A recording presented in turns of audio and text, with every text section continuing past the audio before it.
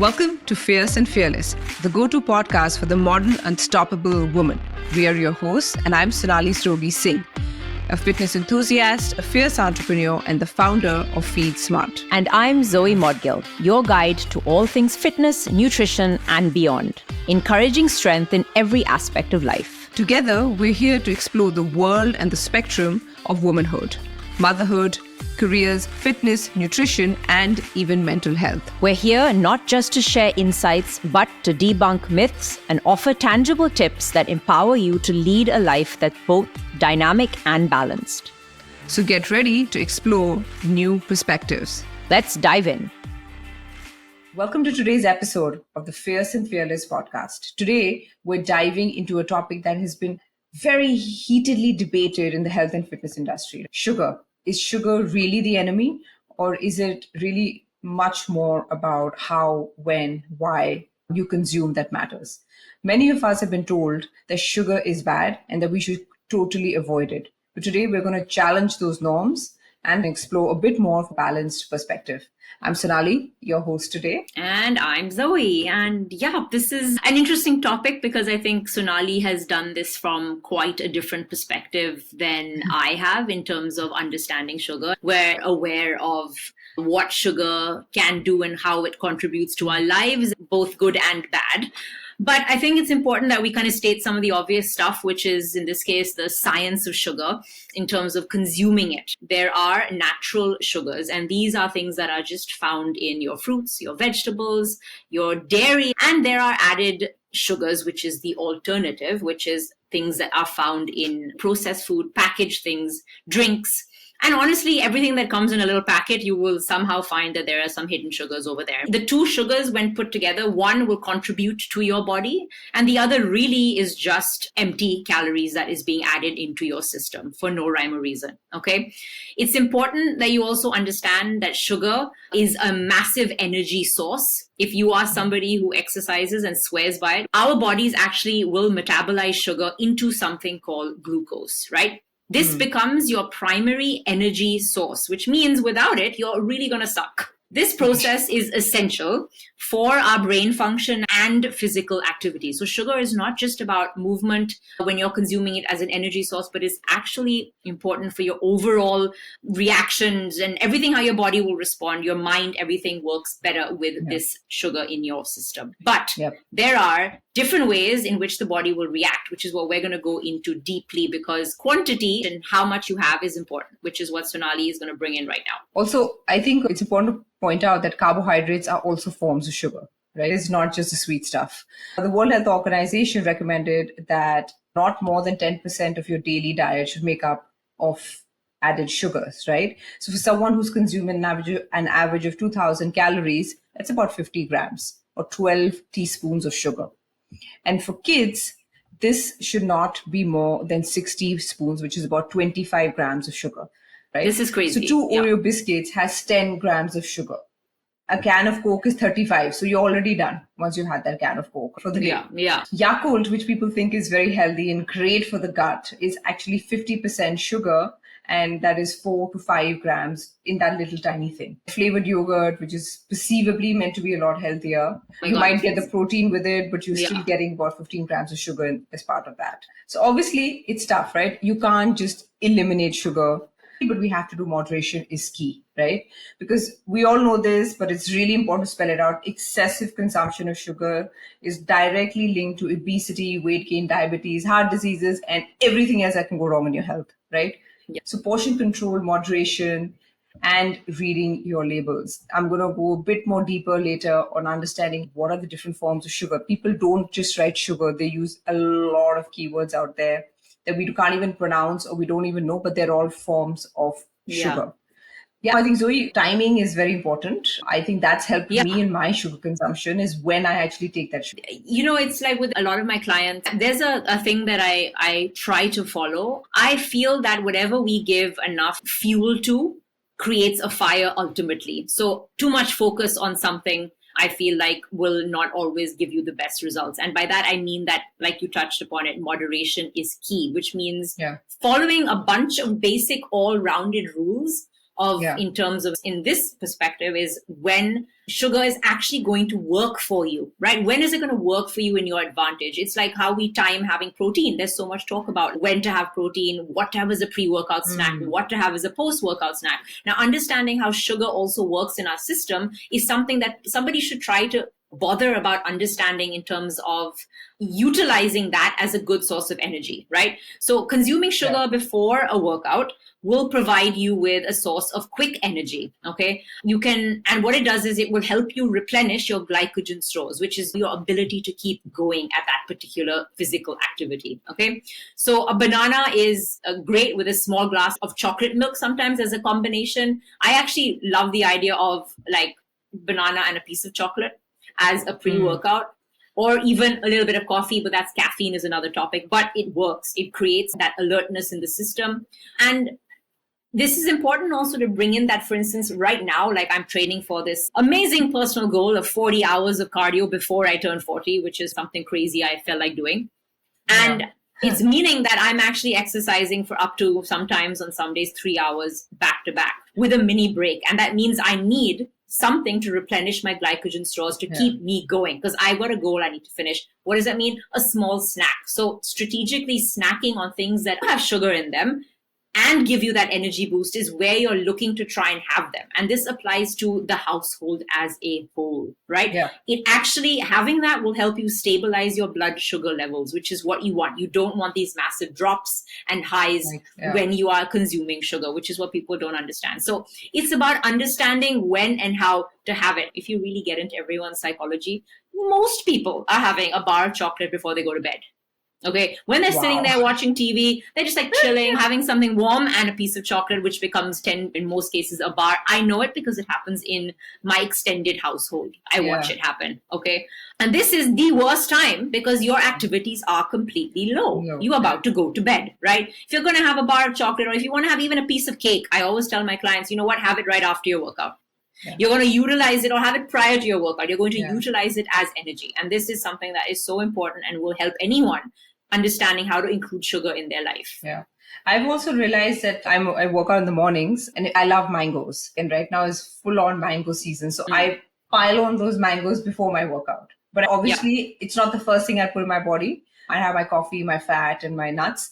Because if you are working out in the morning and you suddenly go into too much sugar, that also spikes your glucose quite a bit, right? So protein and fat is generally what you should start your day with.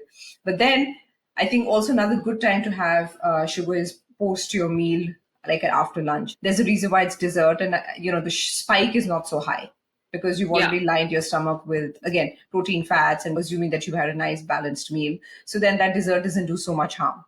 But are you the kind of person who needs like a little bit of sweet at the end of every meal? I just love that sweet at the end of the meal. I love it. Me too.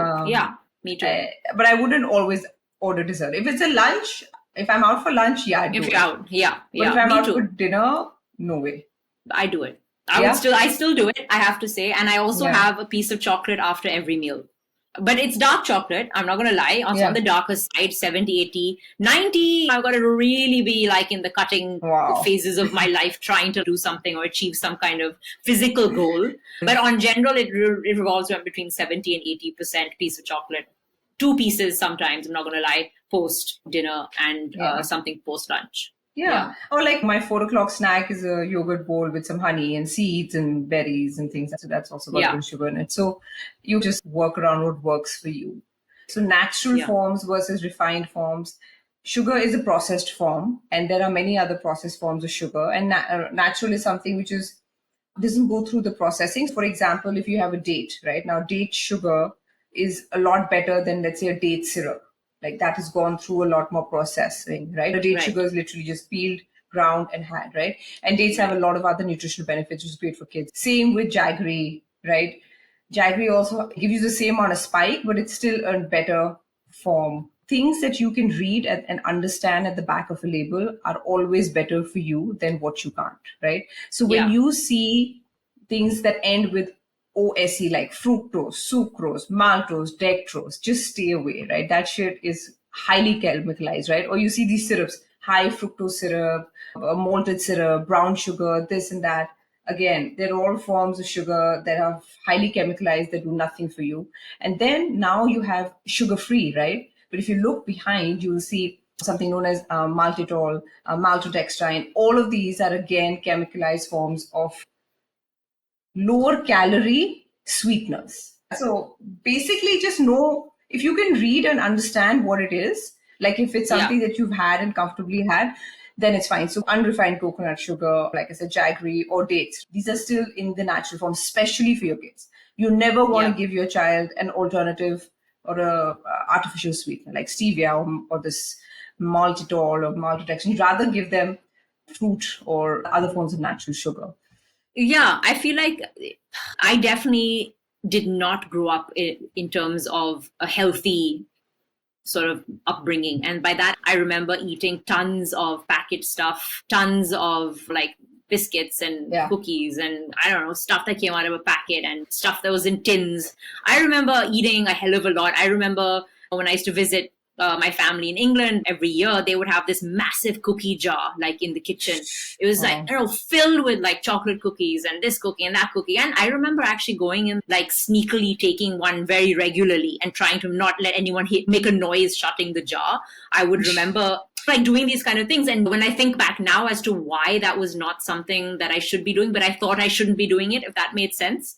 It's just that I feel like now, at least with people that I'm very close to, and actually in some cases, when you even mention a lot of these words that you have just mentioned, whether it's labels that they don't know, but even the alternative ways of eating sweetened stuff like jaggery and coconut sugar. On average, most people will roll their eyeballs at you. At least I get this a lot. Maybe it's because I just look like that health and fitness freak. Whereas actually, I'm actually much more about moderation and just knowing this is my guideline and I need to stay within it. Like I'm very good at doing that. I stay away from like highlighting something too crazy, which I feel like it's important to bring in here about this moderation bit, because now that we're responsible for these tiny little humans and what's going in their systems, we've become even more aware.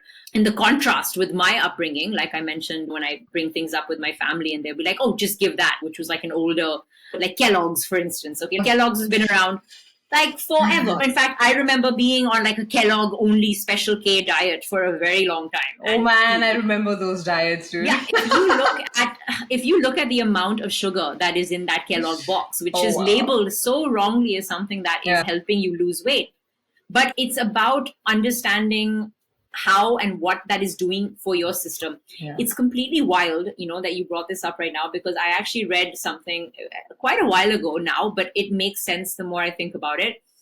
People who eat a lot of refined food, now that could be stuff that you are regularly eating and not being aware of the brands or the sources of which you're eating. Now I'm talking about like anything, right? Let's say not even say just sugar, but just rice, ultra-processed, the atta you're using, the rice you're consuming. Not knowing the actual source and looking for something that is like sourced better organically or made with less chemicals and less processes. What happens to our system over time is that we are born with these sensors in our bodies that tell us when we're full, when we're hungry, when we're sad, when we're happy, when all of these sensors get subdued by the refined foods due to various reactions that are coming in our body, which then turns off the sensors in your system and makes you almost like lifeless when it comes to understanding the responses in your system. And therefore, you never know when you're full. You can watch somebody who's eating like 10 packets of chips and they'll just look at you and be like, I can have another, because they don't their systems are not in touch with themselves. And when you watch kids, you see this so fresh. They say like when you massage a kid's foot, they'll take a poo. Have you ever heard that when they're babies? No. It's actually true. Their senses are so touchy and raw. You can help their digestion system by massaging their feet and they will go to the bathroom. Amazing. After 15, 20 minutes. But all of our systems, as we are older and our senses are actually switched off. And things like sugar and these syrups and these things are so harmful again and again. That's why just having it that one time, it really does matter when it's adding up, especially if you're not aware of it. I always say I'm not the type of person who doesn't allow Shivaya to have ice cream, or if she wants to go, she loves donuts, right? How do you deal with that in that situation? No, I'm okay with it. I have simple rules, not after 6 o'clock. right? Yeah. So do you say these rules to her? Yes. Yeah. So I tell her, no, it's post 6, so you can't, like, even if it's a Feed Smart chocolate pop, right, which she loves. Yeah. So I said after 6 you can't have it because it's got a sweetener in it, right? Natural or unnatural, but still it still has a certain effect on your body. If she wants to go out and she wants to have a donut, I rather still give her a freshly made donut, right, than an Oreo biscuit.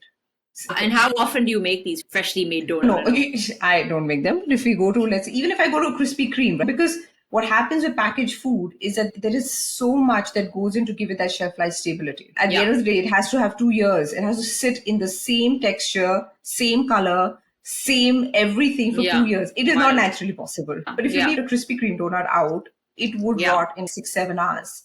That's what you want to avoid, right? That sugar, will probably not do as much as harm on its own as that Oreo biscuit would, with all those chemicals and shelf life stabilizers and everything. That's the way we look at it. And I have very simple rules, right? No processed sugar until 2. Ideally, avoid it completely. Stick to only fruits. And it's really tough, especially when you have breastfed kids, because they're already used to a palate which is sweet.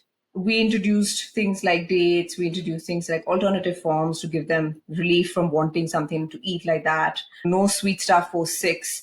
And like I said, choose freshly made desserts at a bakery as opposed to packaged food, unless it's Feed Smart, of course. Yeah, fair.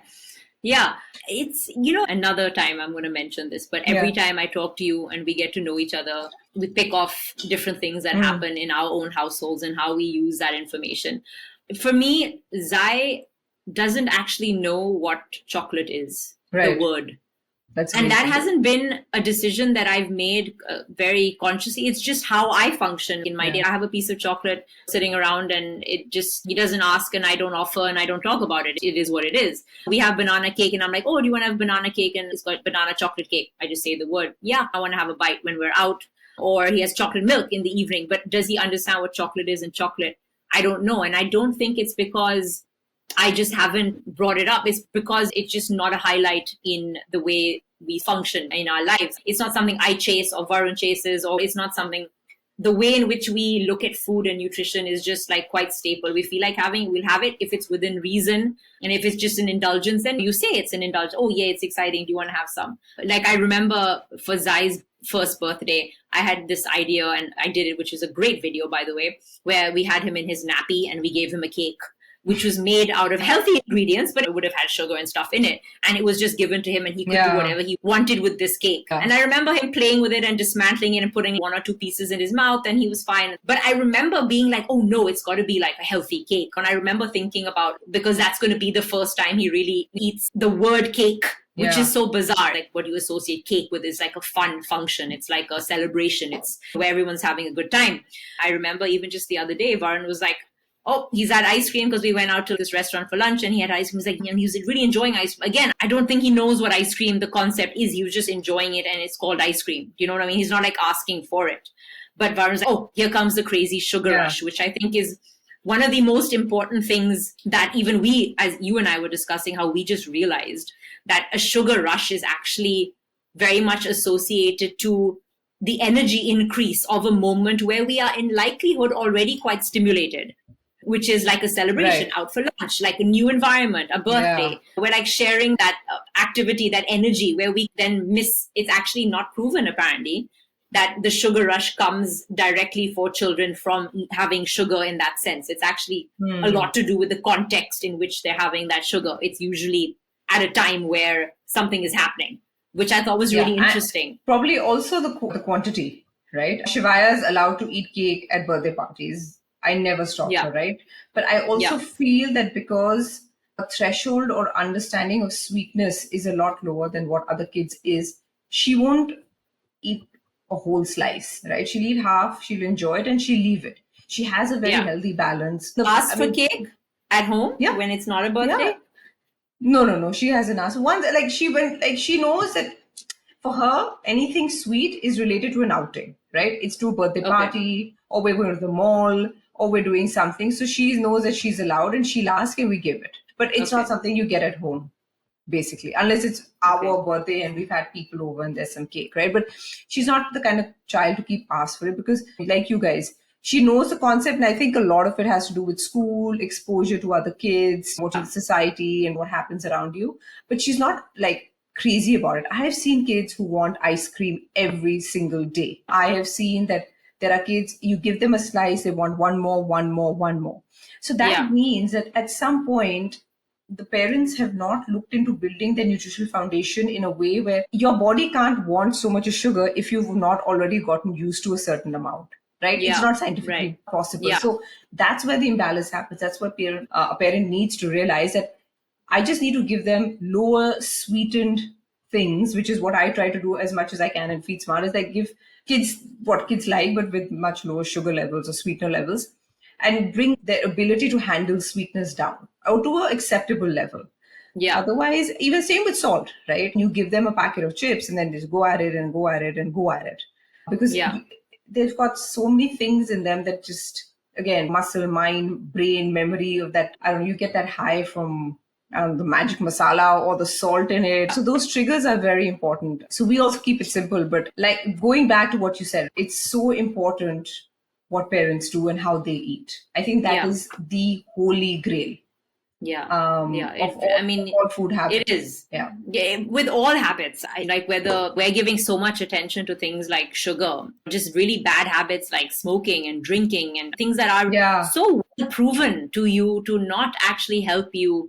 We have one body, one life. Exactly. I mean, to not allow your body to function to its optimal performance just is something that is beyond my understanding. I just can't understand it. It just doesn't make sense for me to want to be slower, more quieter, more low, when your body is designed to move. Like every system in our body is created on the basis of movement. And that's how, even when your system's not working, what's the first thing they need you to do? Move.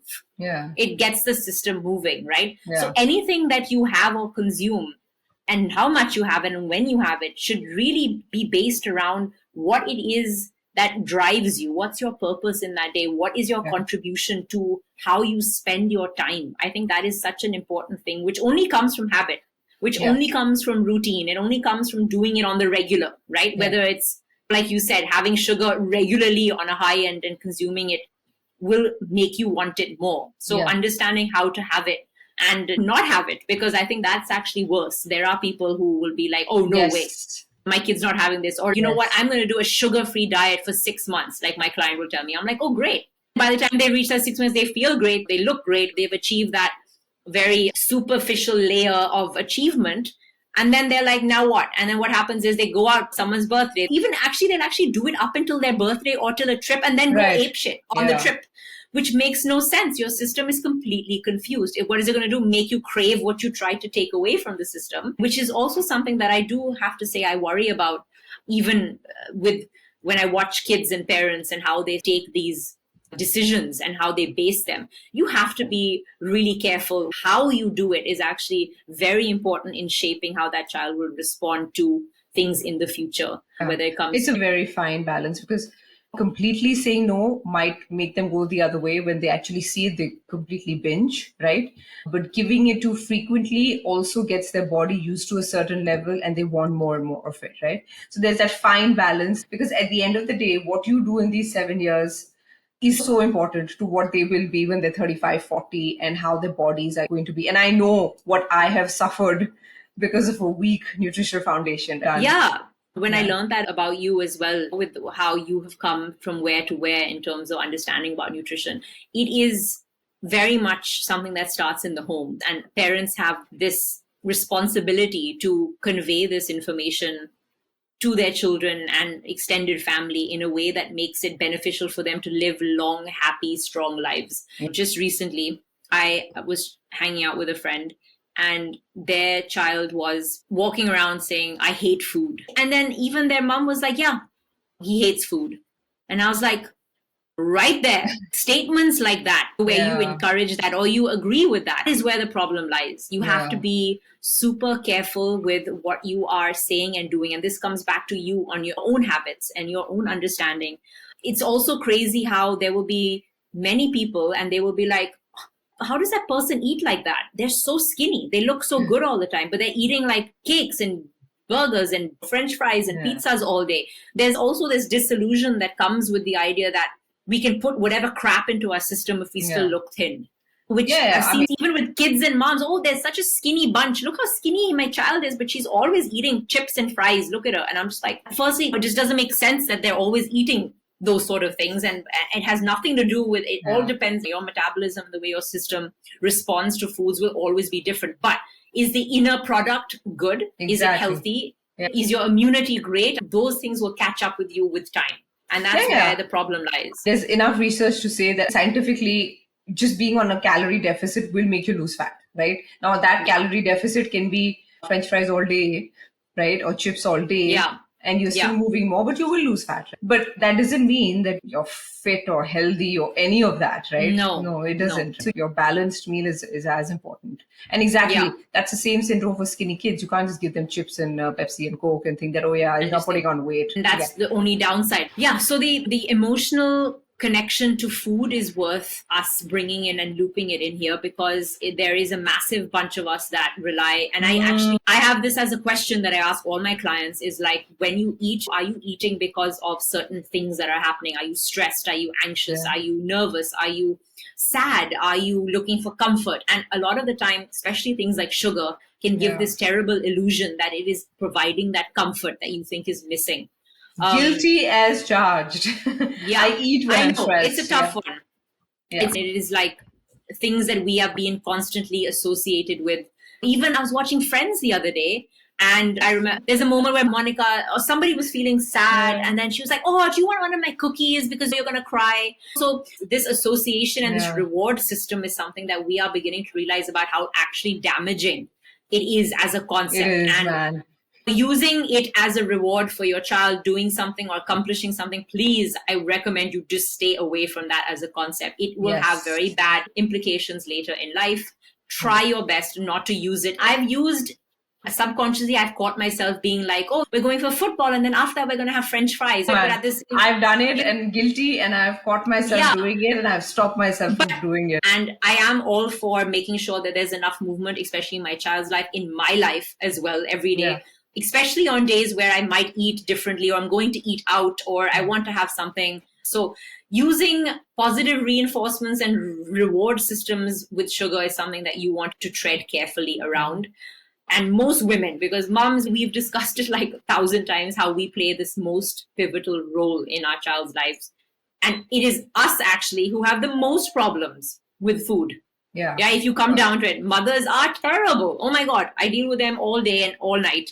Literally, they're worrying situations about the way they look, the way they have consumed this. I need to kill myself day after with exercise because today I ate cake. You have to be very careful with the behavior that you are showing in your house, because there is a little somebody who will pick it up. Yeah, of course. I totally agree.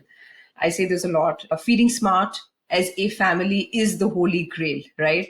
It's so important. And this is exactly what Zoe was saying, like what you do. And that's why our first episode was also called Our Children Are Mini Versions of Us. And we discussed this nutrition as well, doing that.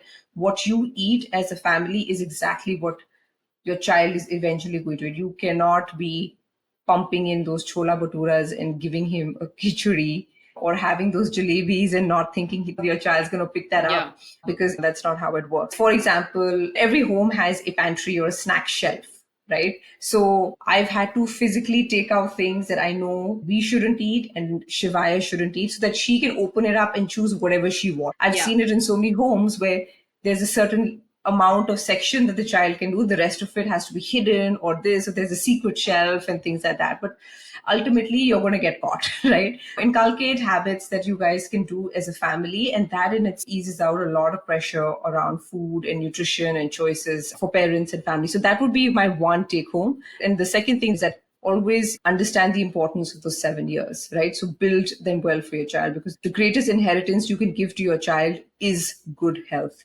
So be moderate, be mindful, and be consistent with your rules. So these are my few mantras to take home. I like it. Yeah. Awesome. As we wrap up this episode now, basically as a fitness trainer and a mom of two very energetic kids, I feel like the things that we have discussed about sugar, actually, like you said, Sonali, as well, it applies to all of us as a family, and it starts at home. Sugar is definitely not the enemy. I think that it's about balance and moderation. I'm ensuring that my kids stay active every day. That's my topmost priority. I'm trying to get them to listen to their bodies as I do mine. I also understand that I need to find times, even in my day, that I need to take a walk. I need to walk outside. I need to get in my exercise. For my kids, they need to play. They need to rest. There is a time and place for everything. And sometimes treats are required. And there's nothing wrong. You have to live a little. Yeah.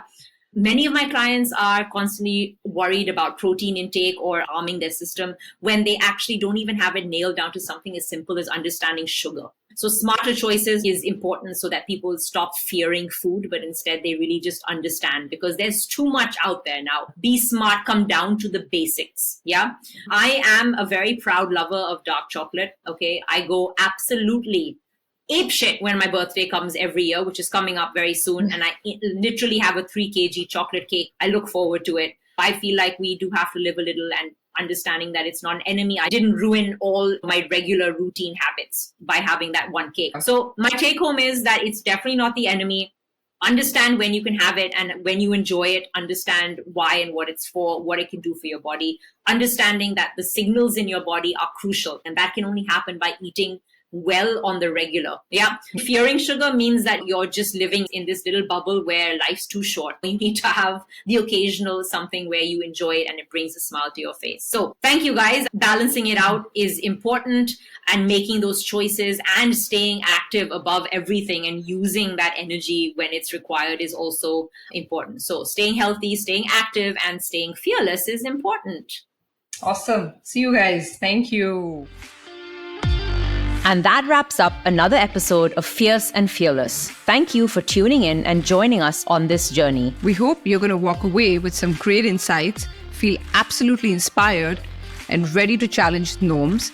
Come on then, just go and make your mark. Don't forget to subscribe to stay updated on all our latest episodes. And if you loved what you heard today, please leave us a review. And if you've got questions or you want us to discuss certain topics, just reach out to us. You can send us a message on our social media handles, Zoe Modgill or Feed Smart. We absolutely love hearing from you. Until next time, stay fierce, stay fearless, and remember, every small step is part of your bigger journey.